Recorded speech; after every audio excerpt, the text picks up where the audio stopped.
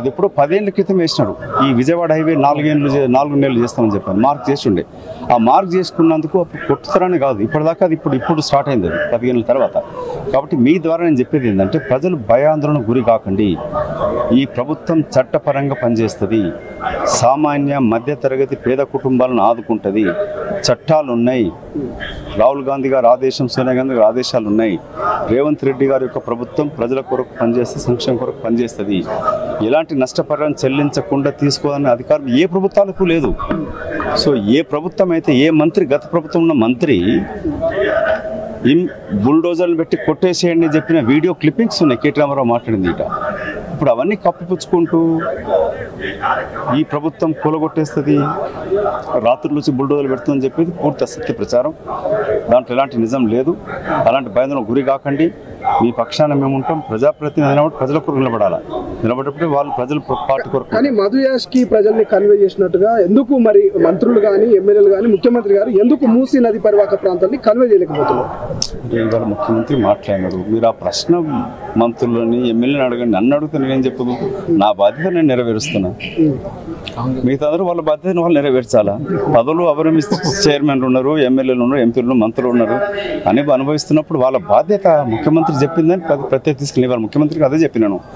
మీరు చెప్పారు, మంత్రులకు ఆదేశాలు ఇచ్చి సరే, పార్టీ కూడా ఈ ప్రచారాన్ని ప్రజల వద్దకు తీసుకెళ్లాలా.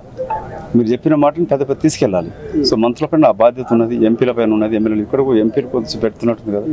సో వాళ్ళకి అదే చెప్పిన నేను కూడా మాట్లాడుతూ వాళ్ళతో. కానీ గతంలో కాంగ్రెస్ గెలుపు కోసం అసెంబ్లీ ఎన్నికల్లో కాంగ్రెస్ సోషల్ మీడియా పనిచేసింది బాగా స్పీడ్గా. కానీ అధికారం వచ్చిన తర్వాత కాంగ్రెస్ సోషల్ మీడియా వెనుకబడనేది ప్రచారం జరుగుతుంది. వాస్తవమా?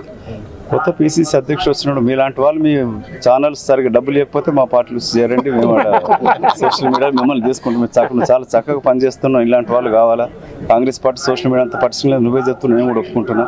సో పిసిసి అధ్యక్షుని చెప్తాను, కొత్తగా రిక్రూట్ పెట్టు, ఎక్స్పీరియన్స్, ఇట్లాంటి ఎక్స్పీరియన్స్ ఉన్న వాళ్ళని తీసుకో. ప్రజల కొరకు పనిచేసే వాళ్ళని తీసుకుంటే కాంగ్రెస్ మంచి కార్యక్రమాలను కూడా ప్రజలకు తీసుకెళ్తారు. సో కమిషన్ల కోసమే 1,50,000 కోట్ల ప్రాజెక్ట్ అయితే చేపడుతున్నారని కూడా పదే కేటీఆర్ దీన్ని ప్రస్తావిస్తున్నారు. పాకిస్తాన్ కేటీ రామారావు బీఆర్ఎస్ బీజేపీ నమ్మిందంటే ఒక అబద్ధాన్ని పదే చెప్పడంతో నిజమైతే నమ్ముకుంటారు వాళ్ళు. సో పచ్చకామలు వ్యాధి వచ్చినంత పచ్చగా కనబడుతూ ఉంటుంది వాళ్ళకి. అబద్ధాన్ని పదే చెప్తే ఇప్పుడు నిజం కాదు అది.